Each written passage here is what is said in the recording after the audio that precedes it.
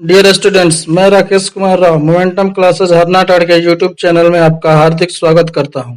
आज हम डिस्कस करने वाले हैं सीटेट जुलाई 2020 के लिए प्रीवियस ईयर क्वेश्चन सीरीज के अंतर्गत सीडीपी के टॉप 15 क्वेश्चंस विथ एक्सप्लेनेशन।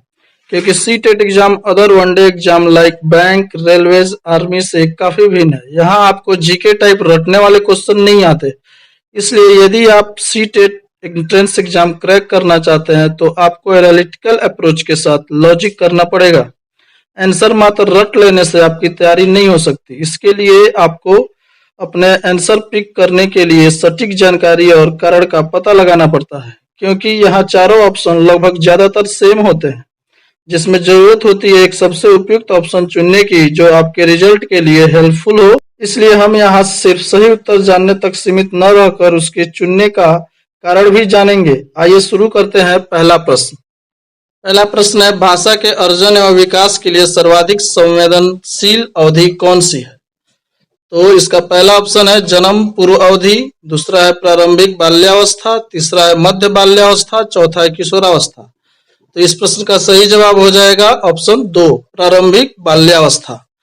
क्योंकि एक बच्चे का जो भाषा का विकास होता है, जो वो सीखता है, वो उसके प्रारंभिक बाल्यावस्था में ही अधिक से अधिक हो जाता है। यदि किसी बच्चे को सही समय पर उसकी भाषा का सुधार नहीं किया जाए तो फिर वह आगे चलकर वह गलत भाषा का ही प्रयोग करता रहता है। इसीलिए किसी भी बच्चे के लिए यह जो अवस्था होती है प्रारंभिक बाल्यावस्था, वो भाषा अर्जन के लिए सबसे उपयुक्त और संवेदनशील मानी गई है। दूसरा प्रश्न, निम्नलिखित में से कौन सी लॉरेंस कोलबर्ग के द्वारा प्रस्तावित नैतिक विकास की एक अवस्था है? पहला ऑप्शन है प्रसुप्ति अवस्था, दूसरा है सामाजिक अनुबंधन अभिविन्यास, तीसरा है मूर्त संक्रियात्मक अवस्था, चौथा है उद्योग बनाम अधीनता अवस्था। तो इसमें जो सही ऑप्शन है वो है नंबर 2, सामाजिक अनुबंधन अभिविन्यास। क्योंकि पहला जो प्रसुप्ति अवस्था है वो फ्राइड के द्वारा दिया गया है और तीसरा जो है वो जीन पियाजे के द्वारा दिया गया है। तो इस तरह से हम इसमें ऑप्शन 2 को सही करते हैं, क्योंकि लॉरेंस कोलबर्ग ने समाज को प्राथमिकता दी थी। चलिए तीसरा प्रश्न, कक्षा में परिचर्चा के दौरान एक शिक्षक प्रायः लड़कियों की तुलना में लड़कों पर अधिक ध्यान देता है, यह किसका उदाहरण है? तो यहाँ पर देखिए, लड़कियों की तुलना में लड़कों पर ध्यान देना, अर्थात यह लिंग पूर्वाग्रह से ग्रसित क्वेश्चन है। तो इसमें ऑप्शन है पहला जेंडर पक्षपात, दूसरा है जेंडर पहचान, तीसरा है जेंडर संबद्धता, चौथा है जेंडर समरूपता। इस प्रश्न का सही जवाब हो जाएगा नंबर 1, जेंडर पक्षपात। चौथा प्रश्न है, बच्चों में जेंडर रूढ़िवादिता एवं जेंडर भूमिका अनुरूपता को कम करने के लिए निम्नलिखित में से कौन सी पद्धति प्रभावशाली है? पहला ऑप्शन जेंडर पक्षपात के बारे में परिचर्चा, दूसरा जेंडर विशिष्ट भूमिकाओं को महत्व देना, तीसरा जेंडर पृथक खेल समूह बनाना, चौथा जेंडर पृथक बैठने की व्यवस्था करना। तो इसमें जैसा कि प्रश्न बोल रहा है कि जेंडर भूमिका अनुरूपता को कम करना है, तो इसके लिए हमें इसका सही ऑप्शन हो जाएगा 1, जेंडर पक्षपात के बारे में आपस में बैठकर चर्चा करनी चाहिए कि समाज में जो ये लिंग पूर्वाग्रह से ग्रसित कुछ क्रियाकलाप है या जो बातचीत होती है वो तर्कसंगत रूप से सही है या गलत है। तो इसका ऑप्शन 2, 3 और 4 नहीं होगा, क्योंकि 2, 3 और 4 में जेंडर पूर्वाग्रह को बढ़ावा मिलता है। क्वेश्चन नंबर 5 में से किस मनोवैज्ञानिक ने बच्चों को ज्ञान के सक्रिय जिज्ञासु के रूप में देखते हुए उनके चिंतन पर सामाजिक एवं सांस्कृतिक विषय वस्तुओं के प्रभाव को महत्व दिया? तो इस प्रश्न में एक क्लू पॉइंट है कि सामाजिक एवं सांस्कृतिक विषय, तो ये जो शब्द है वो जुड़ा हुआ है लेव वाइगोत्स्की से। अगर हम लोग अपनी क्लास को याद करें तो लेव वाइगोत्स्की के साथ एक की नोट में कीवर्ड लगवाया जाता है सामाजिक, तो उससे आप इसको कनेक्ट कर सकते हैं। चलिए क्वेश्चन नंबर 6, जिग्सा पहेली को करते समय 5 वर्ष की नजमा स्वयं से कहती है, नीला टुकड़ा कहाँ है? नहीं, यह वाला नहीं, गाढ़े रंग वाला, जिससे यह जूता पूरा बन जाएगा। इस प्रकार की वार्ता को वाइगोत्स्की किस तरह संबोधित करते हैं? ऑप्शन 1, व्यक्तिगत वार्ता, ऑप्शन 2, जोर से बोलना, ऑप्शन 3, पाड़, इसको ढांचा भी कहते हैं, ऑप्शन 4, आत्म केंद्रित वार्ता। तो इस प्रश्न का सही जवाब हो जाएगा ऑप्शन 1, व्यक्तिगत वार्ता, क्योंकि इसमें ऑप्शन 2 जोर से बोलना तो हो नहीं सकता। ऑप्शन 3 पाठ जो है वह जो इसको कहा जाता है स्कैन फोल्डिंग, मतलब यदि किसी काम को करने में शुरुआती स्तर पर जो मदद दी जाती है उसको बोला जाता है पाड़ या ढांचा। यानी किसी भी घर को बनाने में जैसे ढांचा या नींव की जरूरत होती है, उस तरह की बात यहाँ हो नहीं रही है। तो यहाँ कंफ्यूजन वाले 2 ऑप्शन है, 1 और 4। तो आत्म केंद्रित वार्ता तब होती जब इसमें वो नजमा खुद अपने आप से तो बात करती और अपने बारे में भी बात करती सिर्फ, लेकिन यहाँ वो स्वयं से तो कहती है लेकिन वो अपने से जुड़ी चीजों के बारे में बात करती है, अर्थात यह उसकी व्यक्तिगत वार्ता है। इसका सही ऑप्शन है 1। चलिए क्वेश्चन नंबर 7, बच्चों को संकेत देना तथा आवश्यकता पड़ने पर सहयोग प्रदान करना निम्नलिखित में से किसका उदाहरण है? तो बच्चों को संकेत देना और आवश्यकता पड़ने पर सहयोग प्रदान करना, तो ये जो है इसका सही ऑप्शन हो जाएगा 4, क्योंकि अभी हमने बताया कि इसमें जो बच्चों को शुरुआत में कुछ संकेत दिए जाते हैं, हिंट दिए जाते हैं और जो पढ़ने पर उनकी मदद की जाती है, तो इसी को कहते हैं स्कैफ फोल्डिंग। तो इसमें पुनर्वलन या प्रबलन नहीं होगा, ऑप्शन 1, 2 और 3 भी नहीं होगा। चलिए क्वेश्चन नंबर 8, निम्नलिखित व्यवहारों में से कौन सा जीन पियाजे के द्वारा प्रस्तावित मूर्त संक्रियात्मक अवस्था को विशेषित करता है? तो चलिए इसमें पहला ऑप्शन जो दिख रहा है वो इससे जुड़ा नहीं है। दूसरा ऑप्शन है संरक्षण कक्षा समावेशन। तो अगर आपको क्लास की बातें थोड़ी याद आ रही हो तो जीन पियाजे में मूर्त संक्रियात्मक अवस्था में इसको की नोट या की वर्ड के रूप में लिखवाया गया है। तो इस प्रश्न का सही जवाब हो जाएगा 8 का 2 नंबर। तीसरा इसका नहीं होगा और ना ही चौथा होगा। चलिए क्वेश्चन नंबर 9, बच्चों के संज्ञानात्मक विकास के संदर्भ में निम्नलिखित में से कौन सी पियाजे की संरचना है? तो ये भी की फैक्टर में लिखवाया गया होगा स्कीमा। इसका सही जवाब है ऑप्शन 1 स्कीमा, कि बच्चे की जो विचार या धारणा बनती है उसे ही स्कीमा कहा गया है। इसमें ऑप्शन 2, 3 और 4 जो है जीन पियाजे से संबंधित नहीं है। चलिए प्रश्न संख्या 10, आकलन का प्राथमिक उद्देश्य क्या होना चाहिए? चलिए आकलन हम क्यों करते हैं इस पे चर्चा करते हैं। ऑप्शन इसका 1 है विद्यार्थियों के लिए श्रेणी निश्चित करना। ऑप्शन 2 संबंधित अवधारणाओं के बारे में बच्चों की स्पष्टता तथा भ्रांतियों को समझना। ऑप्शन 3 विद्यार्थियों के प्राप्तांकों के आधार पर उनको नामांकित करना। ऑप्शन 4 रिपोर्ट कार्ड में उत्तीर्ण या अनुत्तीर्ण अंकित करना। तो इसमें हम समझ सकते हैं कि पहला ऑप्शन जो दे रहा है कि विद्यार्थियों के लिए श्रेणी निश्चित करना, तो आकलन का उद्देश्य किसी को श्रेणी या ग्रेड देना नहीं होता है।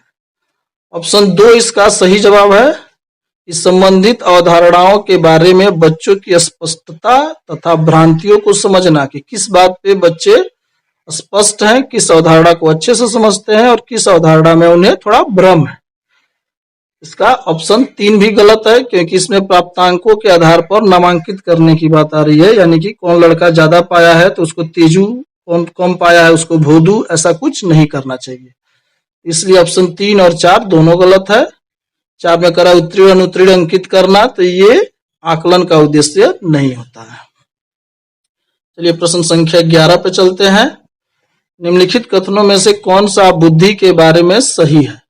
ऑप्शन 1 बुद्धि एक निश्चित योग्यता है जो जन्म के समय ही निर्धारित होती है। ऑप्शन 2 बुद्धि को मानकीकृत परीक्षणों के प्रयोग से सटीक रूप से मापा एवं निर्धारित किया जा सकता है। ऑप्शन 3 बुद्धि एक एकात्मक कारक तथा एक एकाकी विशेषक है। ऑप्शन 4 बुद्धि बहुआयामी है तथा जटिल योग्यताओं का एक समूह है। इस प्रश्न का सही जवाब हो जाएगा ऑप्शन 4, बुद्धि जो है बहुआयामी है। ये गिलफोर्ड के एसआई मॉडल से जुड़ा हुआ प्रश्न है तथा यह कह रहा है कि यह जटिल योग्यताओं का एक समूह होता है। इसमें ऑप्शन 3 कुछ हद तक सही होता है, क्योंकि शुरू में यह कहा गया था कि बुद्धि एक एकात्मक कारक है, लेकिन बाद में इस सिद्धांत का खंडन हो चुका था और ऑप्शन 1 और 2 तो एकदम से नहीं हो सकता। चलिए आते हैं प्रश्न संख्या 12। रूही हमेशा समस्या के एकाधिक समाधानों के बारे में सोचती है। इनमें से काफी समाधान मौलिक होते हैं। रूही किन गुणों का प्रदर्शन कर रही है? तो इसमें की पॉइंट है, एक कीवर्ड है मौलिक। मौलिक अगर आपको याद आ रहा हो तो सृजनात्मकता में 4 मूल शब्द बताए जाते हैं। एक मौलिक, एक धारा प्रवाह, एक नवीनता। इसमें एक की पॉइंट है मौलिक। मौलिक जो शब्द है वो सृजनात्मकता से जुड़ा है, इसलिए इस प्रश्न का सही जवाब हो जाएगा ऑप्शन 1, सृजनात्मक विचारक।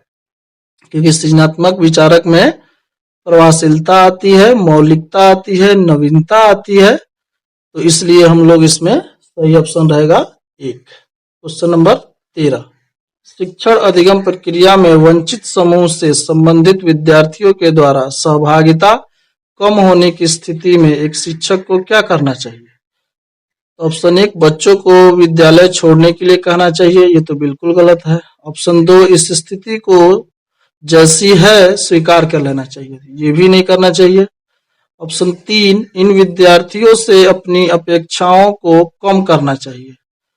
चलिए आगे पढ़ते हैं। ऑप्शन 4, अपनी शिक्षण पद्धति पर विचार करना चाहिए तथा बच्चों की सहभागिता में सुधार करने के लिए नए तरीके ढूंढने चाहिए। तो ये ऑप्शन बिल्कुल सही है, ऑप्शन 4 इसका करेक्ट आंसर है कि कभी भी हमें बच्चों को उनकी अपेक्षाओं को कम नहीं करना चाहिए, नहीं उन्हें नकारना चाहिए, बल्कि उनको मुख्य प्राथमिकता दी जानी चाहिए, उनकी सहभागिता में सुधार करना चाहिए।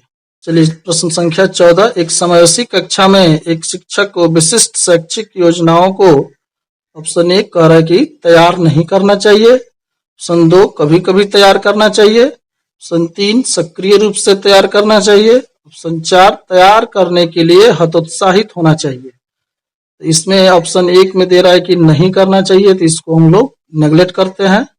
ऑप्शन 2 में कह रहा है कभी कभी तैयार करना चाहिए, तो ये भी सही नहीं है। ऑप्शन 3, सक्रिय रूप से तैयार करना चाहिए, ये इसका करेक्ट आंसर है। तो 14 का सही आंसर हो जाएगा ऑप्शन 3।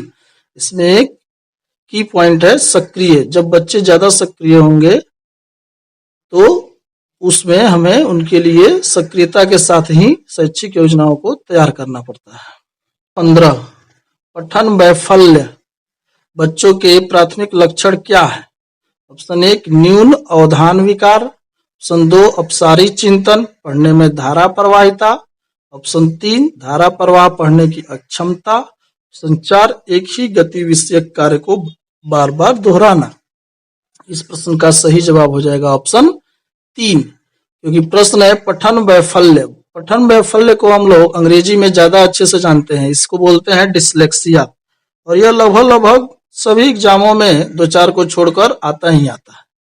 इसको हम लोग थोड़ा ध्यान से याद रखेंगे कि डिसलेक्सिया जो होती है, पठन वैफल्य जिसको बोलते हैं, पठन विकार बोलते हैं, उसका सही अर्थ होता है कि बच्चे इसमें धारा प्रवाह पढ़ने में अक्षम होते हैं या फिर पढ़ने में उनके दोष होता है, वो W और M में अंतर नहीं कर पाते हैं। आपके हेल्प के लिए लास्ट में इन सभी प्रश्नों के उत्तर एक साथ दिए जा रहे हैं, जो कि इस प्रकार है। आप चाहें तो इसका स्क्रीनशॉट ले सकते हैं। इसके बाद आज शाम 9:30 बजे से लेकर 10:30 बजे तक मैथ की ऑनलाइन टेस्ट सीरीज शुरू होगी, जिसमें आप अधिक से अधिक भाग लें और अपनी सक्रियता दिखाएं, क्योंकि केवल देखने से कुछ नहीं होता है। जब तक आप कुछ कीजिएगा नहीं तब तक कुछ रिजल्ट नहीं बन पाएगा। चलिए, वीडियो आपको कैसा लगा आप इसे कमेंट बॉक्स में ज़रूर लिखें। अपना कोई सुझाव हो या किसी प्रश्न पे कोई क्वेरी हो तो उसे भी आप कमेंट बॉक्स में लिखें। आप समझ सकते हैं वीडियो बनाने में कितनी मेहनत, टाइम और एनर्जी लगती है। आपके लाइक और कमेंट्स ही हमारे लिए एनर्जी का काम करता है और हम मोटिवेट होते हैं कि हम आपके लिए और बेहतर से बेहतर वीडियो बनाएं। तो यदि आप चाहते हैं कि हमारी वीडियो ऐसे ही आती रहे तो आप इसे अधिक से अधिक दोस्तों को शेयर करें। चैनल पर नए हैं तो सब्सक्राइब करें ताकि नए वीडियो की नोटिफिकेशन आपको जल्द से जल्द मिल सके। धन्यवाद। जय हिंद।